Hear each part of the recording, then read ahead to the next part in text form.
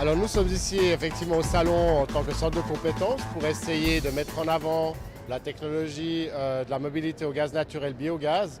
C'est vrai qu'on a énormément d'avantages, on a les avantages écologiques.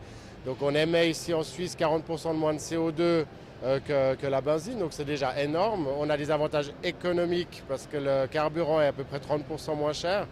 C'est vrai que c'est des véhicules tout à fait traditionnels qui ont au niveau de la motorisation, vous ne voyez plus aucune différence avec un véhicule à essence ou un véhicule à gaz. Donc si vous les testez à l'aveugle, ils ont totalement la même motricité. Alors l'autonomie est assez différente selon les véhicules parce qu'il y a des véhicules qui ont une autonomie gaz entre 350 et 550 km à laquelle se rajoute encore un réservoir d'essence. Dans certains cas, c'est un réservoir d'essence qui a été diminué et dans d'autres cas, c'est un réservoir d'essence d'origine.